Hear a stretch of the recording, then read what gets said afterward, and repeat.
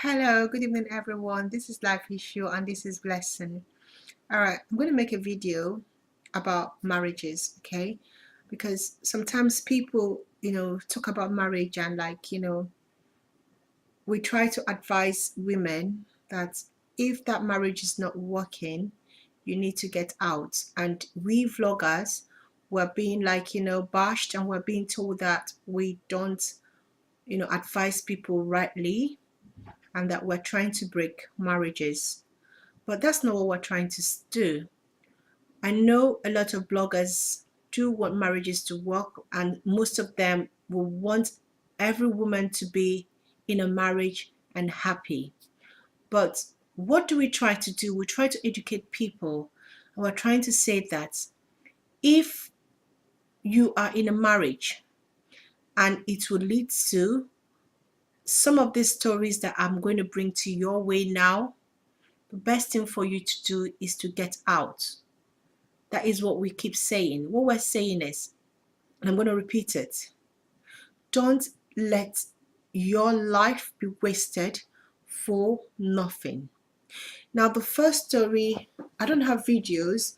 And normally I do videos, but today I just wanted to show you pictures because that's what I have available to me. The first story I'm going to give you is a story of Alice and his wife. Now, Alice lives in London. So he's a man that is living in the Western world. He knows how things are. Now, this man just butchered his wife with a kitchen knife and poured hot water on her because she wanted to leave him after finding out that he went to Ghana to marry another woman. Now, what is his reason for doing that? Because in his mind, he brought her to UK and she cannot or does not have any right to leave him.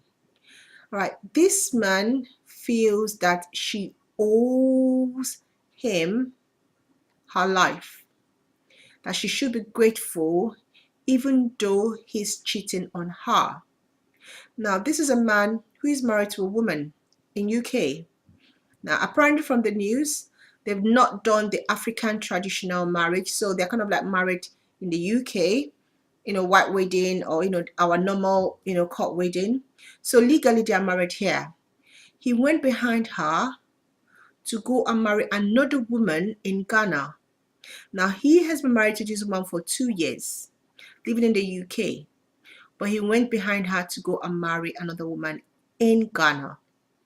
And she just found out because he picked the other woman's call in hiding, and she was suspecting that there's a foul play. And when he left, she used his phone to call the lady, only for her to be told by the lady that she is the man's wife. I mean, what kind of wickedness are we getting in marriage? That you think that you can treat another person that way.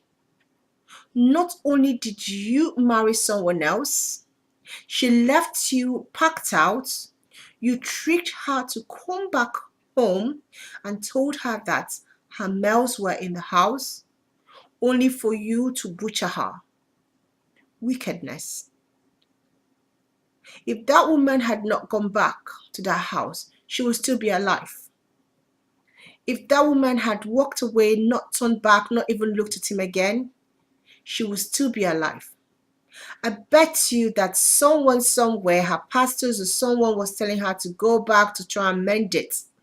How can a man that you're sleeping with, that you are living with, goes back home to Africa to marry another person and people expect you to forgive him?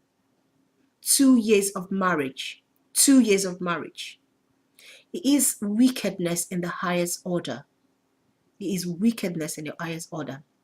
Now, the next story, I'm going to, because I have the names, because it is really, disheartening what is going on. Now, the next story happened in America. Now, an Ethiopian lady The husband poured acid on her. Now, this man has been abusing the wife, beating her, inflicting pain on her. And one day she decided to move. She doesn't want anymore. She just wanted a divorce because she was tired of all the abuse. Instead of the man to let her go, he decided to pour acid on her. And this is her picture now. I mean, how can a man that you marry, a man that said he loves you, what is his motive? If he can't have you, no other person should. And yet, people say that we should stay in marriage, be in that marriage just to die, just to be disfigured, because we want to marry. I don't think that is what marriage should be. If it's not working out, please, I'm talking to a young lady out there who is passing through a lot. If it's not working out, run for your life. Don't listen to whatever anybody tells you. Run for your life before you become one of these people. Their story is to teach us a lesson. It's for us to learn from. Now, the next story I'm bringing your way is a woman who also has been married to her husband. Because she could not give birth, the husband went behind her, impregnated another woman, brought the woman back home to her matrimonial home, and told her that she either accept the woman or she packs out. She's not the giver of life. She's not the one that makes somebody pregnant. It is God. What did you guys do? I mean, did you go to the hospital? Did you go to the doctors? The woman that you think is pregnant, do you think that might be your baby? It might not even be your baby. Are you sure that is your baby? Now, I know this woman went to the extreme by burning down the house, but think about the pain she must have felt for her to be insulted that way by her husband, someone she married, someone that she trusted. The way he went about it was callous, it was wickedness. Not only did he impregnate the person, he brought the person home. The first time she's hearing about it is the person coming into her house. It is somebody's child. You pay the price for this person. How can you treat them that way? What kind of evil person gave birth to you for you to treat someone else that way? The last story is the one that happened in Edo. Monday decided to kill his wife because she asked him for feeding money. That's the picture. That woman is dead because she was living with a useless husband who does not know his responsibility. You want to marry. If you're not ready to marry, why did you get married? Why did you bring in children into this world if you know you don't have money to take care of them? Of course, she will ask you for feeding money. What do you want her to do? Feed your own children and feed you for free? I hope you rot in hell. I hope that you don't ever come out of prison. You took somebody's life in a brutal way. Life has become nothing. I mean, life has become worthless. People just kill people just like that. It's nothing anymore to kill. The hearts of men have become so evil, so wicked, that taking someone's life is nothing, doesn't mean anything anymore. And yet this is meant to be marriage. It's meant to be beautiful, lovely.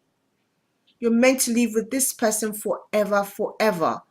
Forever for worse.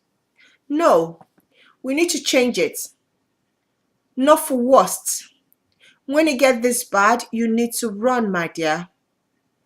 If you're a woman out there, if it's getting bad, if you cannot do it anymore, run for your life. Run before you die. That is all I have to say. Run before you die. Your life is worth more than marriage. Don't hang in there. Don't stick in there. Don't listen to people that keep telling you to stay. He will change. He's not going to change. If his mom and his dad did not change him, they did not train him well, you're not going to be training an overgrown man. Move and save your life. Thank you.